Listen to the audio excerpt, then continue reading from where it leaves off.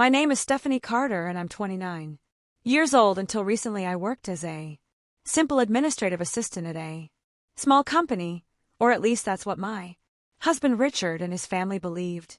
The truth is I'm the sole heir to the Carter International banking empire with assets exceeding $50 billion, but when I met Richard 2 years ago I made a conscious choice to keep my true identity hidden. Why? Because I was tired of men who only saw me as a walking bank account. I wanted someone who would love me for who I was, not for what I had. Richard seemed different. He was kind, hardworking, and treated me as an equal. We dated for a year before getting married, and even though his parents, the Morrison, never fully accepted me, I convinced myself that things would improve with time. I could have been more wrong. Everything came to a head during the Morrisons' monthly family dinner at their grand estate. My mother-in-law, Elizabeth, had been especially tense that evening, likely due to the financial troubles plaguing Morrison Developments, the family's real estate firm. Do you have any idea how much it costs to maintain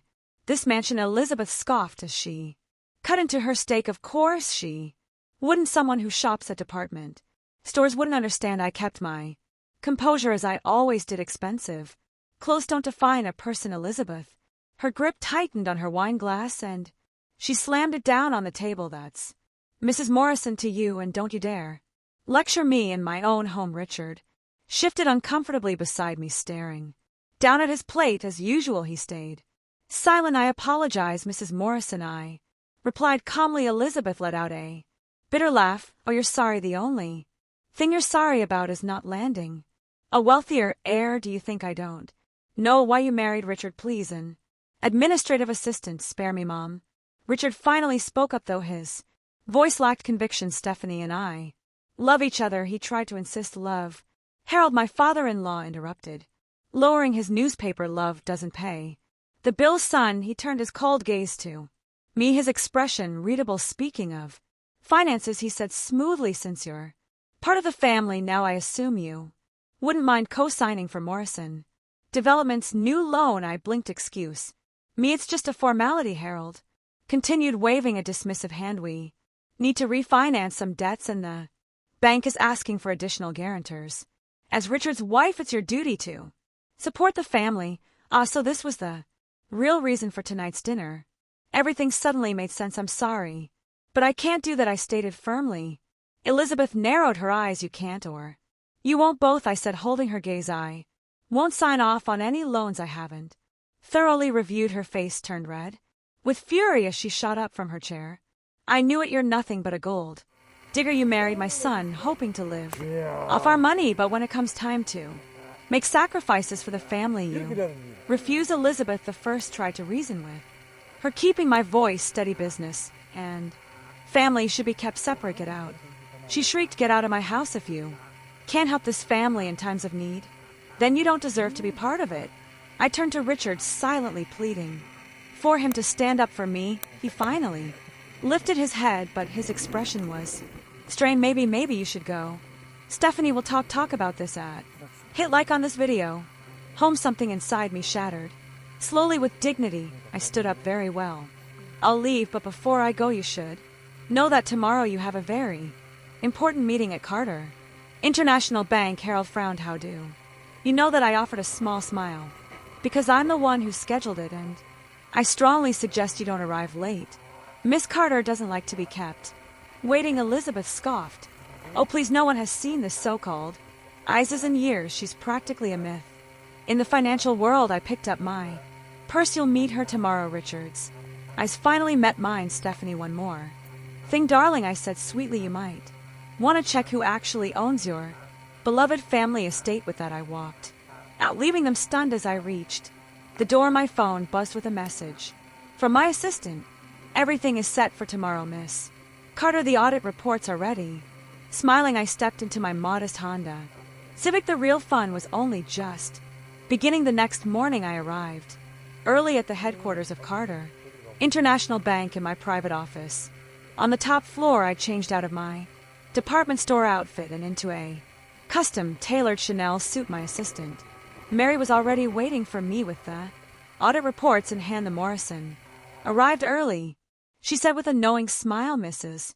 Morrison has already asked 3 times about meeting Miss Carter and Richard. He came separately from his parents. He seems unsettled. I adjusted my pearl necklace, a gift from my late mother, and nodded. He should be last night. He must have checked the ownership records of their mansion. He would have discovered that Carter International purchased it 5 years ago, and that his family has been unknowingly paying rent to one of our subsidiaries ever since. Mary smirked. I doubt he's connected all the dots yet. At precisely 9 a.m., I stepped into the boardroom. The Morrison sat on one side of the table, Harold nervously shuffling papers, Elizabeth smoothing out the fabric of her designer skirt, and Richard staring blankly out the window. Good morning, I greeted, my voice calm and steady. Elizabeth looked up and nearly fell out of her chair. Harold dropped his documents. Richard spun around so fast he almost lost his balance. Stephanie, Elizabeth stammered, What are you doing here? I took my seat at the head of the table, leading this meeting. Turning to Mary, the first said, Please distribute the reports. Harold shot to his feet. This is ridiculous. I demand to speak with Miss Carter. I met his furious gaze and smiled. You are speaking with her. Subscribe to Revenge Scales. Stephanie Carter, CEO and majority shareholder of Carter International Bank. It's a pleasure to formally meet you.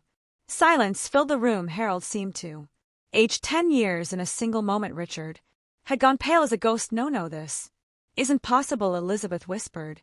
You're just an assistant, a convenient cover. I corrected. It allowed me to see Richard for who he truly is without my last name clouding the picture, and I must say the results have been very revealing. I opened the audit report. Now let's discuss Morrison developments.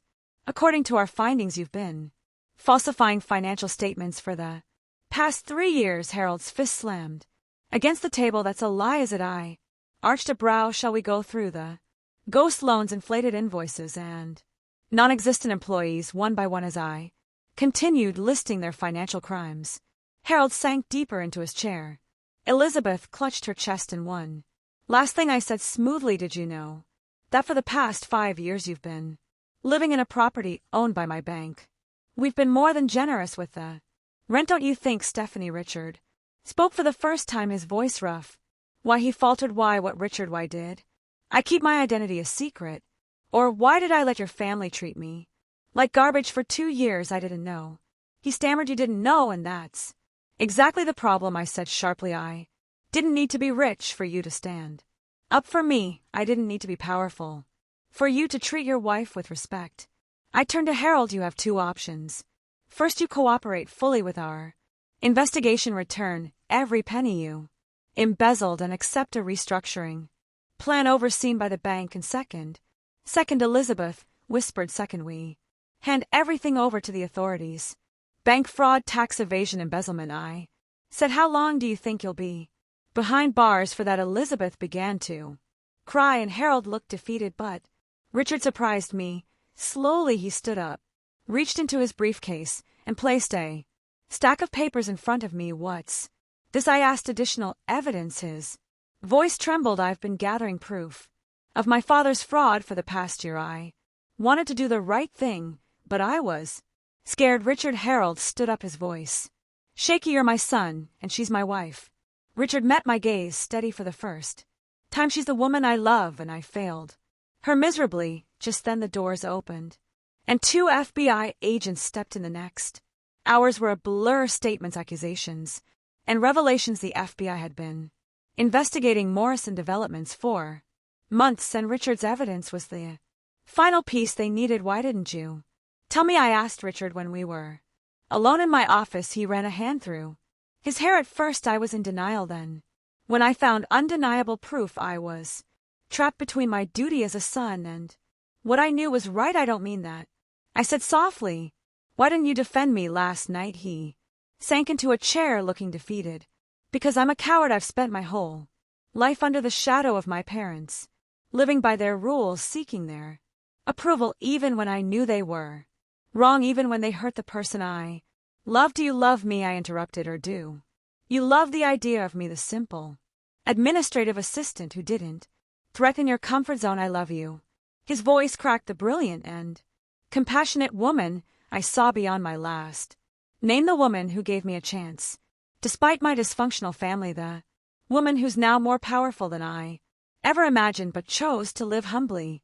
To find real love, he walked to the window. I'll understand if you want a divorce. I don't deserve you. Before I could respond, Mary entered with urgent news. The Morrison have agreed to fully cooperate. Harold is confessing everything, but there's more. She handed me a folder. Inside were documents showing massive transfers to an account in the Cayman Islands. Elizabeth has been diverting funds on her own, I explained. Without Harold knowing, it can't be. Richard graved the documents. Mom was always the one insisting on the importance of family reputation. Sometimes the people who preach the loudest have the most to hide.